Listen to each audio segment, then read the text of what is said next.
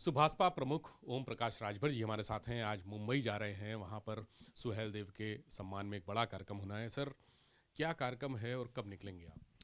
देखिए हमारी लगभग 2 बजे फ्लाइट है और वहाँ 5 बजे कार्यक्रम है। राजभर महाराजा सुहेल देव जयंती 1014वीं जयंती का कार्यक्रम है।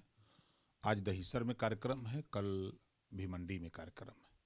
उसी कार्यक्रम में हम लोग शिरकत करने के लिए जा रहे हैं। तो क्या माना जाए कि सुहेल देव की एंट्री और सुभाषपा की एंट्री महाराष्ट्र चुनाव में होगी? देखिए चुनाव हम वहाँ एक बार चुनाव लड़े थे विधानसभा के, फिर उसके बाद हम लोग कार्यक्रम को करते रहते हैं। चूँकि देश के इतिहासकारों ने राजभर महाराजा सुहेल देव जी के इतिहास को नहीं लिखा, तो हम लोगों ने जब इतिहास के विषय में जानकारी कोशिश की कि एक ऐसा वीर योद्धा जो देश को गुलाम होने से बचाया, जो विदेशी आक्रमणकारी देश को चारों तरफ से लूटते हुए बहराइच की तरफ आया कि अब भारत गुलाम हो जाएगा। उस समय 585 राजा थे। तो महाराजा सुहेल देव जी ने उस आतताई को, नानपारा मैदान आज भी है बहराइच, वहाँ द्वंद्व हुआ, लड़ाई हुई और राजभर महाराजा सुहेल देव जी ने उस आतताई को वही नेस्तनाबूद कर दिया। ऐसे वीर योद्धा को देश के इतिहासकारों ने भुला दिया। तो ऐसे इतिहास को हम लोगों ने प्रण किया है कि हम पूरे देश में इतिहास को उजागर करेंगे। उसमें हमको बड़ी सफलता मिल रही है। अभी हम लोग बंगाल भी कार्यक्रम की तैयारी हो रही है, पंजाब भी हो रही है, गुजरात भी हो रही है। तो ये कार्यक्रम हम लोग पूरे देश में हम लोग 1 महीना लगातार मनाते हैं। तो उसी कड़ी में उनकी जयंती तो 26 तारीख को 26 गणतंत्र दिवस और महाराजा सुहेल देव जी का जन्मदिन था, लेकिन हम लोग 1 महीना लगातार उसको चलाते हैं। अच्छा, स्वामी प्रसाद मौर्य का बयान लगातार विवादों में है और अभी उन्होंने ट्वीट भी किया, उसको लेकर क्या कहें? देखिए जब ये सत्ता में रहते हैं नेता, तो इनको कुछ दिखाई नहीं देता है। ज्यों सत्ता से बाहर होते हैं, ये सत्ता लोलुप्त लोग हैं। हमारी बात थोड़ी कड़वी लगती होगी ऐसे नेताओं को। 4 बार बहुजन समाज पार्टी में थे। बहुजन समाज पार्टी ने जमीन से उठा करके मिनिस्टर बनाया, देश में एक पहचान बनाई। आप सत्ता के लोलुप्त नहीं होते तो अब 4 साल आप मंत्री थे, तब आपको चाहे वो रामायण की चौपाई की बात हो, चाहे कोई भी धर्म गुरुओं की बात हो, आपको उस समय कोई बयान नहीं दिखाई दिया। ये लोग नहीं दिखाई दिए। जब बहुजन समाज पार्टी की सत्ता जाते नजर आई, तब इन्होंने क्या किया? रामम शरणम गच्छामि। तब साधु महात्माओं की शरण में चले गए। तब वहां ग्रंथ पे माला फूल चढ़ा करके जय जयकार करने लगे, नारा लगा दिए कि राम राम जपना पराया माल अपना। तब पिछड़ों की याद नहीं आई, दलितों की याद नहीं आई। फिर बहुजन समाज पार्टी से छोड़ के जब यहाँ आए, 5 साल यहाँ अपनी बेटी को भी सांसद बना लिया, अपने खुद मंत्री बन गए। फिर जब इन्होंने देखा कि हो सकता है सत्ता करवट ले रही है, तो ये फिर करवट ले लिए। तो ये सत्ता के लोलुप्त है ना। फिर समाजवादी पार्टी में चले गए। और समाजवादी पार्टी के नेता को क्या कहूं, समाजवादी पार्टी के कई कितने दिग्गज पुराने नेता मौर्य बिरादरी के उनकी पार्टी में हैं, उनको एमएलसी नहीं बना सकते, लेकिन बाहर से खरीद करके, क्रय करके आए, चुनाव हार गए। उनको बख्शीश मिली कि नहीं, चुनाव हारने की बख्शीश आप पार्टी में हो, तो समाजवादी पार्टी में जो लोग हैं वो बेकार हैं, आप लायक हो, आओ आपको एमएलसी बना देता हूँ। एमएलसी बन गए। 10 महीने तक कोई नाम लेने वाला नहीं था। तो इन्होंने सोचा कि अब चर्चा में कैसे आवे, तो चर्चा में आने के लिए इन्होंने अपना छोड़ दिया तीर। अच्छा, उनकी बेटी संघमित्रा भी प्रोटेक्ट कर रही है अपने पिता को? नहीं, संघमित्रा प्रोटेक्ट कर रही हैं, अच्छी बात है, लेकिन जो उन्होंने बयान दिया, क्या उस बयान से संघमित्रा सहमत हैं? अगर सहमत हैं तो फिर भगवान राम के नाम पर भारतीय जनता पार्टी की राजनीति शुद्ध रूप से हिंदू मुसलमान की होती है। क्या भगवान राम को त्याग देंगी? क्या वो इस्तीफा देंगी लोकसभा से? इस्तीफा नहीं देंगी, क्योंकि लालच है ना भाई। भगवान राम के सहारे तो वहां पहुंच गई दिल्ली। अब कैसे छोड़ दें भगवान राम को? पिता को क्या नसीहत दे रही हैं? हाँ, ये नसीहत हो कि पिताजी को अपने साथ ले लें, फिर भाजपा में ज्वाइन करा लें। अखिलेश यादव की चुप्पी भी लगातार बनी हुई है इस मामले में। देखिए, समाजवादी पार्टी और अखिलेश यादव शुद्ध रूप से अति पिछड़ों के दुश्मन लोग हैं। सत्ता में 5 साल थे।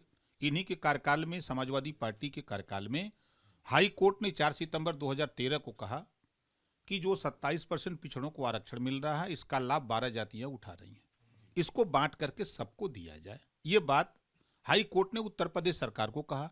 उस समय मुख्यमंत्री अखिलेश जी थे, तब उस समय याद नहीं आए अति पिछड़े अति दलित। और समाजवादी पार्टी ने ही प्रमोशन में आरक्षण खत्म किया, लाखों लोगों को नौकरी से हाथ धोना पड़ा कि जो सिपाही से दरोगा बन गया प्रमोट करके, फिर दरोगा से सिपाही का नौबत आई तो बेचारा रिजाइन देके घर चला गया। वो काम समाजवादी पार्टी ने किया। आज किस मुंह से वो बात कर रहे हैं लोग? आज हम सुन रहे हैं कि वो भारत रत्न की बात कर रहे हैं।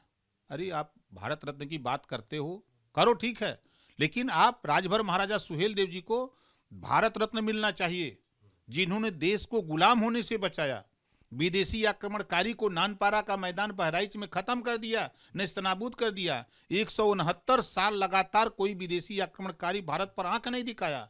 ऐसे वीर योद्धा के लिए भारत रत्न मांगने के लिए हिम्मत नहीं है। अगर ये आवाज राजभर महाराजा सुहेलदेव जी के कोई बोल सकता है तो ओम प्रकाश राजभर के अलावा कोई माइकलाल धरती पर नहीं पैदा है।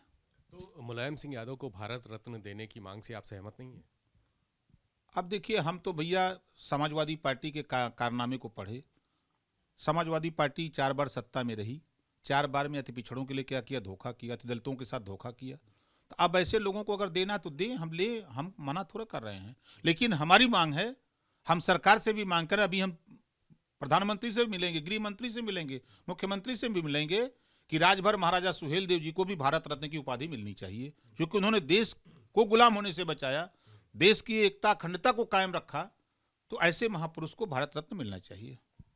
इन्वेस्टर समिट हो रही है, लगातार समाजवादी पार्टी हमला कर रही है कि ये पैसों की बर्बादी है, आप क्या कहेंगे?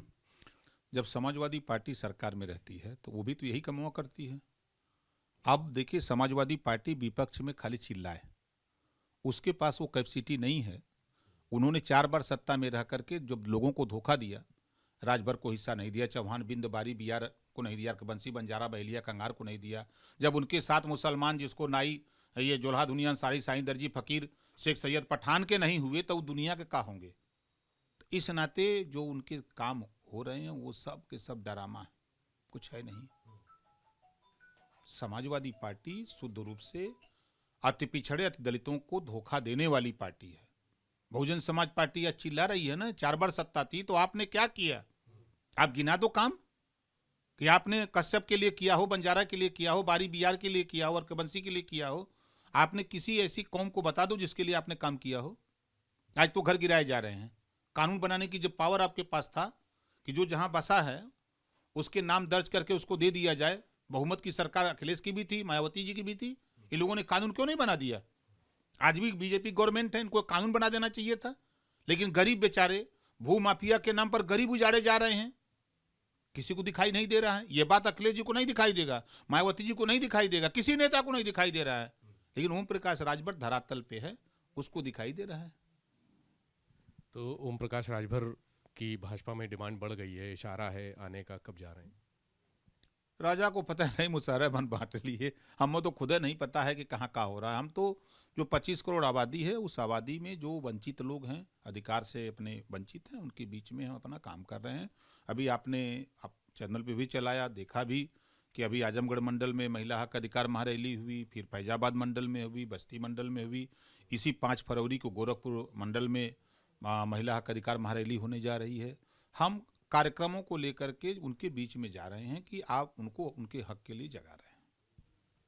तो ओम प्रकाश राजभर ने आज एक बड़ी बात कही है। उन्होंने सुहेलदेव को भारत रत्न देने की मांग की है और खासकर पूर्वी उत्तर प्रदेश के कई जनपदों में उनकी ये मांग राजनीति के लिए नया आयाम देगी।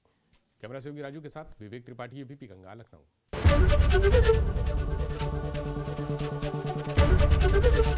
एबीपी गंगा, खबर आपकी, जुबान आपकी।